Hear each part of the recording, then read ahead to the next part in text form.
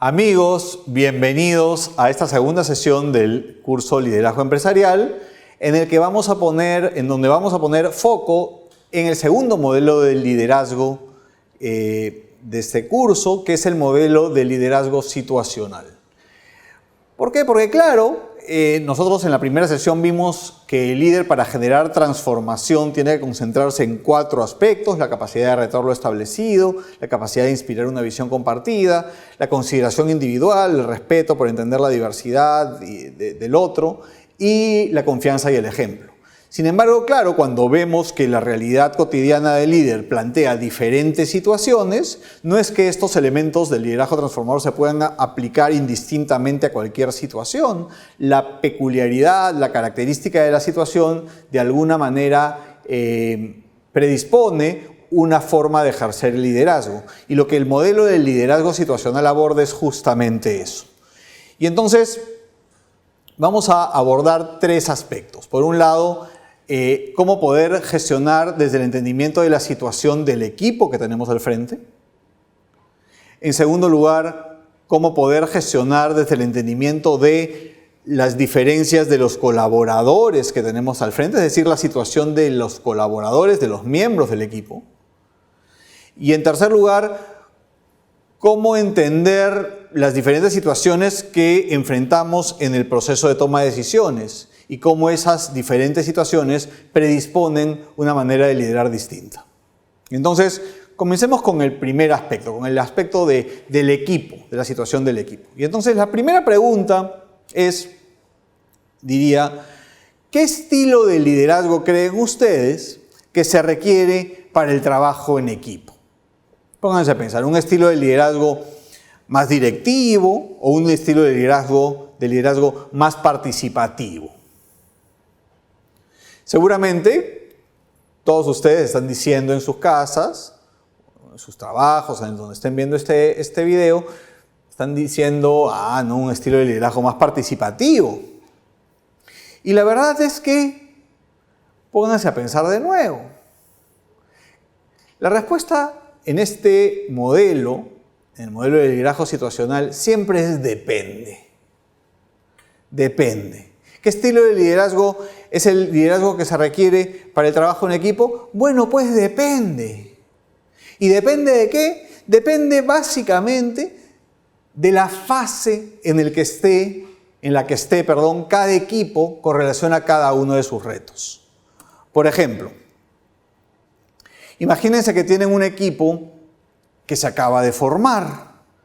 Un equipo, hemos juntado un task force para un proyecto particular, hemos recogido personas que pueden aportar desde diferentes áreas de la organización, hemos constituido ese equipo y queremos que el equipo pase rápidamente una fase donde yo ejerzo el liderazgo de una manera participativa. Seguramente, al hacer eso, el equipo se quedará desconcertado porque el equipo que se acaba de formar, que está en la primera etapa del desarrollo de un equipo, que es la formación, lo que necesita es dirección, necesita entender básicamente hacia dónde va, qué es lo que se busca, qué es lo que se espera, cuál es el objetivo del proyecto, necesita entender cómo nos vamos a organizar, necesita entender cuáles son los entregables que tenemos que entregar en cada fecha, cómo vamos a medir el éxito, cuáles son los indicadores que vamos a considerar. Dirección, entender qué es lo que estamos haciendo aquí y para qué. Un equipo recién constituido necesita eso. Si yo como líder no soy capaz de darle eso, seguramente mi equipo va a comenzar a trastabillar. Y claro, de repente yo tengo una predisposición más al liderazgo participativo, me siento más a gusto haciendo que la gente trabaje a partir de sus propias ideas, etc. Pero claro, tengo que darme cuenta que a pesar de que ese es mi estilo natural, en una situación de formación de un equipo, yo necesito dar un paso hacia adelante y ejercer un liderazgo que provea dirección a pesar de que no sea mi estilo natural. Nuevamente, esta noción que veíamos en la sesión anterior de flexibilidad para darme cuenta cuál es la situación que aborda mi equipo y coraje para hacer algo que no me sale a hacer naturalmente, que tengo que esforzarme a hacer, pero que bueno, me toca hacer porque quiero ser un líder efectivo para mi equipo. Ojo. Ser un líder directivo o ejercer un liderazgo directivo en un momento particular no tiene nada que ver con ser un líder autoritario, un líder déspota, un líder prepotente o un cretino. Ser un líder directivo es ser alguien que provee dirección, que ayuda al equipo a entender qué es lo que están haciendo, para qué lo están haciendo y cómo lo tienen que hacer. Ahora, cuando el equipo comienza a trabajar sobre la base de estas direcciones, de estas directrices, seguramente comienza a darse cuenta que hay dificultades, que no todo está establecido, que las direcciones no son del todo claras en el 100% de los casos, que se enfrentan en el día a día a problemáticas que no están estipuladas, y entonces el equipo entra en una fase que la literatura llama la fase de conmoción, que tiene que ver con esta noción de oye, no se puede trabajar contigo, ¿no es cierto? Tú has entendido una cosa diferente a la que yo, y se comienzan a generar conflictos sobre la base de que cada uno ha entendido la dirección de una manera diferente, de que cada uno piensa que el otro afecta negativamente su trabajo, y hay conflicto en el equipo. Y entonces, en ese momento, el líder, que ha estado en la fase de formación, que ha estado centrándose principalmente en la dirección, comienza a entender también que tiene que dejar que el equipo comience a solucionar sus conflictos, no va a dejar de proveer dirección, va a mediar en el conflicto, pero va a comenzar a entregar al equipo un poquito más de participación para que resuelvan sus dificultades sobre la base de lo que la realidad va mandando. No todo puede estar escrito en el papel, hay algunas cosas que se van construyendo sobre la base del día a día. Luego, lo que normalmente pasa con los equipos es que los equipos se han dado cuenta que con estas direcciones básicas y esto que han construido en el día a día, ya pueden comenzar a actuar más independientemente. Y entonces, en ese momento, es cuando se entra en la fase de regulación y el líder comienza a ceder un poco de dirección y el equipo va ganando un poco más de participación. Y el equipo ya comienza a darse cuenta que, bueno, a pesar de que determinada persona no necesariamente hace exactamente lo que tiene que hacer, ayuda al equipo de otra manera y comenzamos a entendernos unos a otros en el equipo, comenzamos a darnos cuenta de qué manera podemos trabajar juntos y claro, hay ciertas fricciones, pero ya nos entendemos, ya nos conocemos, ya sabemos el aporte que puede dar cada uno y entonces podemos construir algo, digamos, efectivo desde la participación de los miembros. Hasta que llegue un momento en el desarrollo del equipo, donde el equipo ya sabe lo que tiene que hacer, ya se ha organizado para hacerlo, ya tiene las ideas a partir del día a día que van surgiendo sobre la base de lo que es correcto o adecuado, y entonces asume un rol mucho más activo, el liderazgo se va centrando hacia un liderazgo más participativo, y el líder mantiene cierta dirección, pero normalmente para hacer chequeos monitorear la tarea cada cierto tiempo, indicadores básicos de gestión, etcétera, pero normalmente el equipo está funcionando relativamente solo. Si es que yo encuentro un equipo que esté en esta fase, que está funcionando bien solo, que está trabajando junto hace mucho tiempo, que se sabe la tarea de memoria, y lo que quiero es estar ahí atrás como pulga en la oreja dando direcciones, seguramente el equipo lo va a resentir también y va a decir, este líder viene acá a perturbar. Y entonces, así como no tiene sentido ejercer un liderazgo participativo en un equipo que está en formación, tampoco tiene sentido ejercer un liderazgo puramente directivo en un equipo que está en la fase de actuación, donde ya está funcionando solo. Nuevamente, el gran reto del líder es darse cuenta de que su estilo natural de liderazgo va a tener que ser flexibilizado en función a las características por las que atraviesa su equipo. Y va a tener que tener la suficiente apertura y determinación para dar un paso hacia adelante y ejercer un liderazgo que no es el que le resulte necesariamente natural para ser más efectivo para el equipo que tenga al frente en función de una situación particular. Sin embargo, esto es más complejo aún, porque pónganse a pensar en sus equipos. Y si yo les preguntase en qué etapa están sus equipos, seguramente algunos de ustedes pensarán en alguna de estas etapas, pero otros dirán, ya, pues, pero depende, porque mi equipo tiene 5 desafíos que atender. Y en algunos está en actuación, es el desafío que ya se lo viene haciendo de memoria hace tiempo, ya funciona muy bien solo, etc. Pero en otro, en este reciente que le acabo de dar, más bien tengo que proveerle dirección. Y entonces, no es solamente que el líder tiene que estar atento a la situación del equipo en general. El líder tiene que estar atento poniendo atención a la situación del equipo en cada desafío que el equipo afronte. Porque quizás en determinado desafío voy a tener que ejercer un tipo de liderazgo distinto al que ejerzo ante otro tipo de desafío del equipo. Y ese es el primer aspecto.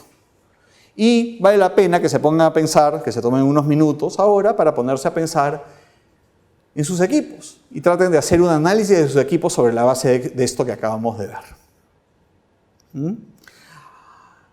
Lo pueden hacer después, por supuesto, o pueden incorporarlo a la discusión del foro que voy a abrir sobre este tema del liderazgo situacional.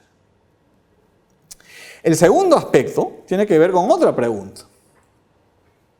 Bueno, y entonces, ¿qué estilo de liderazgo se requiere para la relación con nuestros colaboradores? ¿Qué tipo de líder tenemos que hacer cuando nos relacionamos con nuestros colaboradores? ¿Líderes más centrados en la tarea, en explicar lo que hay que hacer? ¿O líderes más centrados en la relación, en apoyar? Y nuevamente la respuesta aquí es depende. Ustedes pueden contestar siempre depende en el liderazgo situacional y siempre van a tener la razón. Y después pueden construir por qué depende. Pero bueno, en este caso, obviamente, depende. ¿Y depende de qué? Depende de la situación, ya no del equipo, ahora de cada colaborador del equipo. Entonces, ¿cómo así? Imagínense que tenemos un plano con dos ejes. Un eje es el eje de orientación a la tarea y el otro eje, y cuando hablamos de orientación a la tarea, hablamos de qué es lo que se tiene que hacer, cómo se tiene que hacer, para cuándo, cuáles son las fechas límite, con quién me tengo que juntar, qué conductas se esperan, en fin, cómo se va a medir eso que se va a hacer. La tarea, el foco del líder centrado en qué es lo que se tiene que hacer, en la tarea que tenemos entre manos. Y ese es un eje. El otro eje puede estar centrado más bien en la relación, es el líder que se orienta a la relación con el colaborador. Y entonces más bien pone foco en escuchar, en orientar, en clarificar algunos aspectos, en mediar entre conflictos, en estar ahí cuando el colaborador me necesita, en darle soporte emotivo, etc. Y entonces, hay algunas veces donde el colaborador requiere de mí un énfasis particular y en otro momento ese mismo colaborador puede requerir de mí otro aspecto, otro énfasis particular. Y lo mismo pasa con todos los colaboradores que gestiono. Y entonces, a partir de estos dos ejes es que se construyen, si se quiere, 4 áreas, ¿no es cierto? En función a si tengo alto la tarea pero bajo relación, o alta relación y baja la tarea, se construyen 4 áreas. Hay 4 planos en los que yo me puedo ubicar. A veces, el líder, como decimos con el S2, con el de acá, a veces el líder necesita poner mucho énfasis en la tarea y también mucho énfasis en la relación. El líder necesita clarificar qué es lo que hay que hacer, pero al mismo tiempo hacer sentir acogido al colaborador. ¿En qué situaciones dirían ustedes que es necesario que el líder se coloque en este cuadrante, en el cuadrante S2, que es alta tarea, alta relación? Pónganse a pensar. Apuntan en un papel ahí la primera idea que viene a su mente. Quizás con colaboradores nuevos, ¿no es verdad? Que se acaban de integrar a la organización. Durante un tiempo el líder necesita ayudarlos a entender qué es lo que tienen que hacer, cuáles son sus objetivos, cuáles son las características de su posición, la descripción de su puesto, ayudarlos a entender cómo van a lograr lo que se espera que logren, ayudarlos a entender cómo se les va a medir. Pero al mismo tiempo, ese colaborador que necesita claridad sobre lo que tiene que hacer, también necesita sentirse a gusto. Ha llegado a una organización que no conoce la cultura, no conoce la gente. Y es importante que ese colaborador se sienta bien recibido, se sienta acogido, y entonces parte importante de lo que tiene que hacer el líder es preocuparse por hacerlo sentir a gusto. ¿Con quién va a almorzar el primer día, por ejemplo? ¿Cómo vamos a hacer que este colaborador entienda, se conozca gente en la organización, comience a tejer sus redes informales de conexiones con otros? ¿Cómo voy a hacer que este colaborador sienta que es valorado? Y es parte de lo que tenemos que hacer cuando nos ponemos a pensar en un colaborador que acaba de entrar. Y por eso este cuadrante se conoce como el cuadrante del adiestramiento, que tiene que ver con el colaborador que recién se incorpora a la organización. Pero no solamente aplica estos casos. Ahora, pongamos a pensar en qué colaborador podría estar en este cuadrante, el cuadrante 1, que es el cuadrante de alta orientación del líder en la tarea, pero baja o no tan alta orientación del líder a la relación. ¿Qué colaborador dirían ustedes o qué tipo de colaborador podría estar aquí?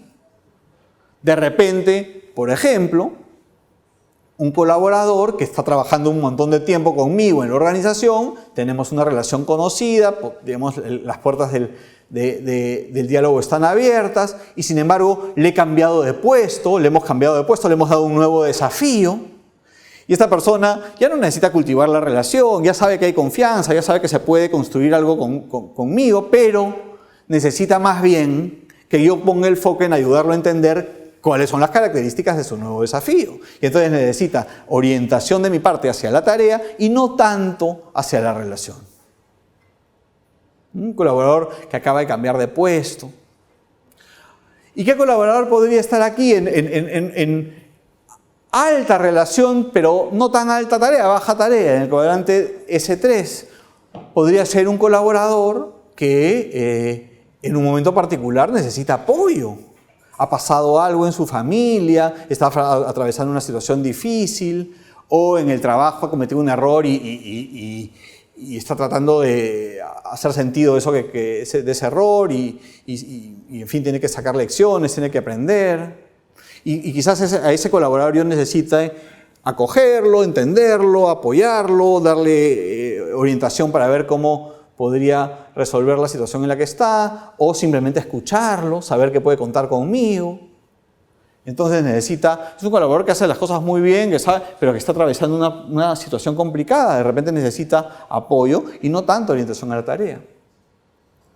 Y es posible que haya algunos colaboradores en mi organización, en mi equipo, que sean colaboradores que no necesitan demasiado foco en la tarea, ni demasiado foco en la relación, porque son colaboradores, digamos, que ya están funcionando en el cuadrante de la delegación, que es el cuadrante donde el colaborador está haciendo el trabajo mucho tiempo, ya se lo sabe bien, se lo sabe de memoria, tiene clara la tarea y al mismo tiempo tiene una relación con el líder, conmigo, fluida, ya venimos trabajando mucho tiempo juntos, sabemos qué es lo que esperamos el uno del otro, no tenemos que estar todo el tiempo, digamos, estableciendo vínculos, ya los vínculos están establecidos y entonces hay colaboradores que se manejan en el cuadrante de la delegación donde el líder no se concentra tanto en ellos y más bien concentra sus escasos recursos de atención en otros colaboradores que pueden necesitar otro tipo de orientación. Sin embargo, dicho esto, también hay que decir que estos cuadrantes no son fijos, son dinámicos. ¿Qué quiere decir esto? Partamos de aquí. Imagínense que un colaborador está mucho tiempo en el área de delegación. Está haciendo su trabajo, pero el trabajo ya se lo sabe de memoria, ya se le volvió rutinario. Y entonces seguramente en algún momento ese colaborador va a necesitar moverse de ese cuadrante, va a venir a hablar conmigo, con quien tiene relación, y le va a decir, oye, no me siento a gusto, yo voy a tener que escucharlo. De repente hay una oportunidad para él, o de repente no, si no hay una oportunidad para él, tendré que quedarme aquí, ayudarlo a entender cómo cuando se genere una oportunidad lo vamos a tener en cuenta. O de repente ya hay una oportunidad para él, o se abre una oportunidad pronto, y entonces ese colaborador que estaba en un área de delegación se le da un nuevo desafío, un desafío distinto, con el que no está tan familiarizado, y entonces pasa al área de directividad, porque yo ya como líder, con ese colaborador, bueno, voy a tener que ayudarlo a entender qué es lo que tiene que hacer y orientarlo un poco más con relación a la tarea nueva que tiene al frente. Lo mismo, pónganse a pensar, un colaborador que entra a adiestramiento, no está en adiestramiento todo el tiempo, pasa a delegación o pasa a apoyo en un momento particular cuando ya sabe lo que tiene que hacer, pero no necesariamente tiene las relaciones en la organización. Es decir, las personas de nuestro equipo se están moviendo cada cierto tiempo de cuadrante en función a los cambios personales o los cambios organizacionales. La situación del colaborador va cambiando, y como va cambiando la situación del colaborador, también tiene que ir cambiando la manera en que el líder gestiona a cada uno de esos colaboradores. Entonces, cada cierto tiempo vale la pena preguntarnos, bueno, yo que tengo mi equipo, ¿dónde están, desde mi perspectiva, hoy esos miembros de mi equipo? Y ubicarlos en este cuadrante. Y de acá a un tiempo, de acá a 6 meses, volvernos a preguntar, oye, ¿y ahora dónde están? Y cuando algo pasa, cuando le doy un nuevo desafío, una nueva responsabilidad, cuando algo sucede en la vida de alguno de mis colaboradores, detenernos a pensar, oye, ¿y esto que había clasificado, este colaborador que lo había clasificado de esta manera, cómo lo clasifico hoy? Y esa flexibilidad para darme cuenta que la situación va cambiando y que mi manera de gestionar y de liderar también tiene que ir cambiando y que tengo que enfrentarme a eso, es nuevamente una constante, ¿no? La flexibilidad y el coraje, no solamente en la relación con el equipo que tengo al frente, sino también con cada colaborador que tengo al frente. Y entonces, lo que les quiero pedir, y esto sí vamos a verlo activamente en el foro, es que ustedes clasifiquen hoy dónde están sus colaboradores y hagan un ejercicio.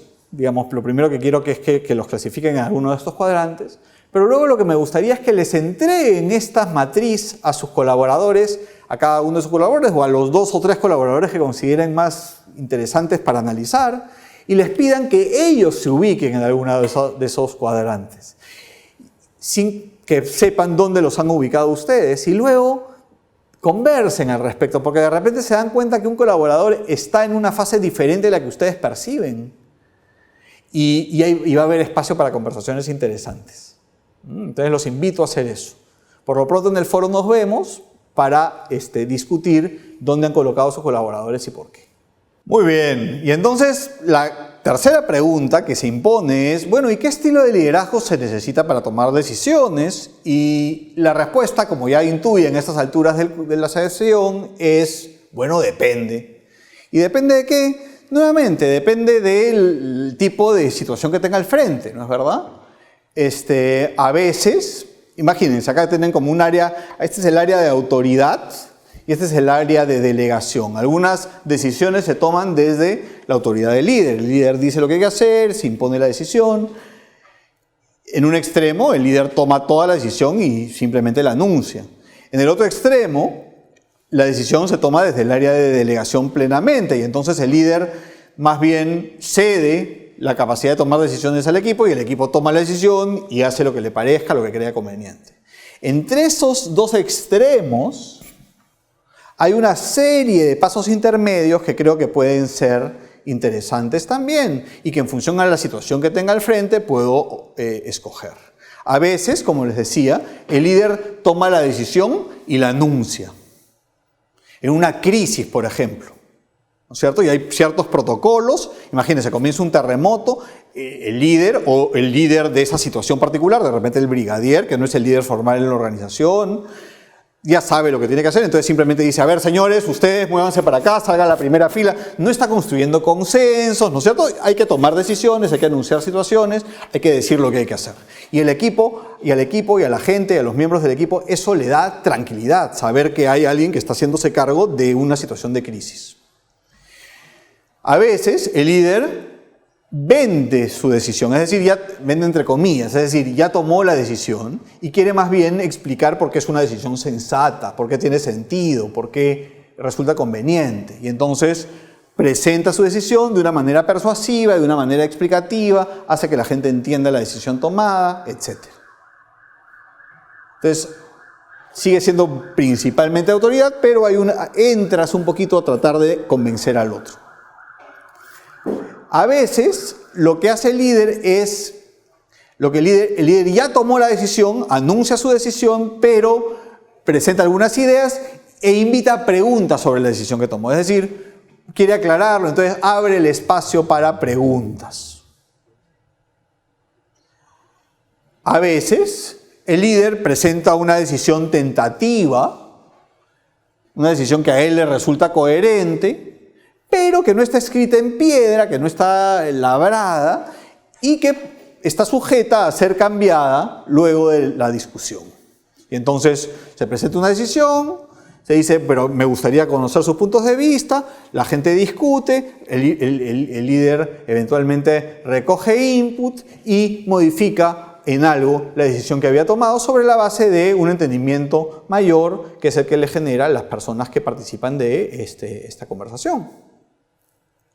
Y se dan cuenta cómo ya nos vamos moviendo a un área un poquito más equilibrada, donde la autoridad se comienza a balancear con el aporte de los demás. Entonces, aquí estamos como en 60% autoridad, 40% delegación. Luego hay otro siguiente nivel de análisis que es un poco más balanceado aún, es como el 50-50, donde el líder lo que presenta es el problema, ya no presenta la decisión a tomar. Tiene un problema, es un problema complejo, ¿no es cierto? Kennedy, en la crisis de los misiles en Cuba, Rusia estaba transportando misiles a Cuba, no sabía qué hacer, no se podía contactar con los diplomáticos ni con las autoridades de Rusia para ver qué estaba pasando. Entonces convoca un consejo y no les dice, esta es la decisión que quiero tomar. Lo que les dice es, bueno, tenemos un problema complejo. Y les presenta el problema, no les presenta la decisión. Y les dice, quiero que me ayuden dándome información relevante. Esté el presidente de la Junta Militar, esté un diplomático, esté el asesor político. Quiero recoger input, quiero que ustedes se aseguren de que yo los estoy entendiendo. Y luego de eso voy a reflexionar y voy a tomar la decisión que crea conveniente. Porque claro, aquí el líder no es que toma decisión por consenso, el líder recoge aportes de los demás y toma él la decisión porque sigue siendo él el único responsable. Al final, el dedito de Kennedy era el que tenía que apretar el botón.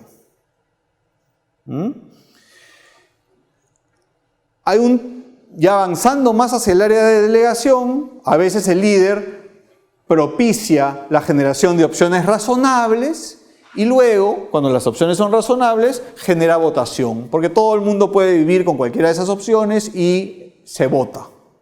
Es otra manera de tomar decisiones. A veces el líder lo que define son algunos criterios. Por ejemplo, dentro de este presupuesto, en este momento del año, a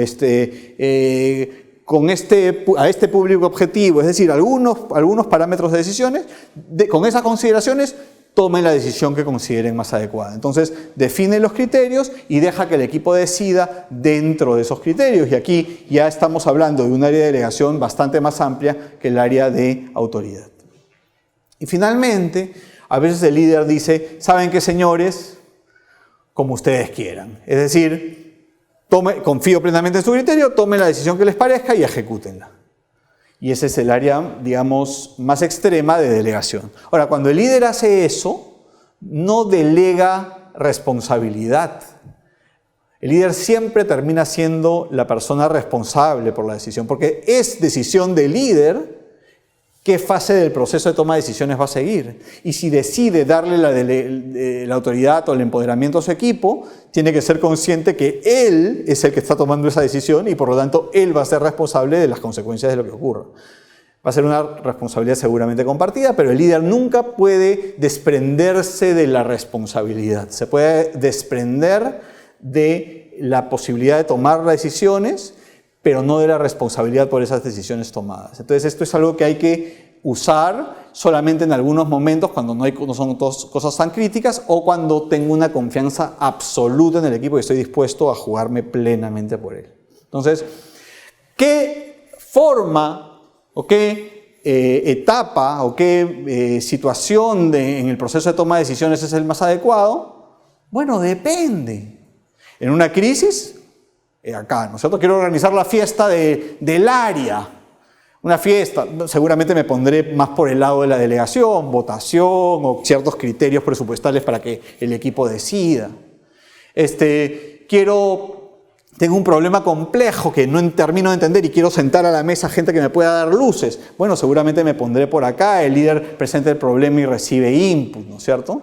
Quiero establecer un mecanismo para incentivar mejor a la fuerza de ventas. De repente tengo que juntarme con el equipo que lidera la fuerza de ventas, recoger información y luego permitirles que me hagan preguntas. Y cuando ya me presento a la fuerza de ventas, seguramente ya tendré que ubicarme aquí donde vendo la decisión y les digo esto es bueno por ustedes por este y este motivo, pero ya recogí input antes. Entonces, a veces, ante problemas complejos, tengo que ponerme en diferentes momentos en la toma de decisiones, en diferentes etapas del proceso de toma de decisiones de manera continua. Primero hago uno, después hago otro, etc. Y entonces, nuevamente, la situación condiciona mi estilo de liderazgo. Y si es que yo tengo una forma natural de ejercer el liderazgo, esa forma natural no va a aplicar necesariamente a todas las situaciones del equipo, no va a aplicar necesariamente a todos los colaboradores que tengo al frente y no va a aplicar necesariamente a todas las situaciones a las que me enfrento. Y tengo que flexibilizar mi estilo natural de liderazgo para estar, digamos, a la altura del desafío que tengo que asumir como líder. Y ese es el concepto central del modelo de liderazgo situacional. Nos vemos la próxima sesión.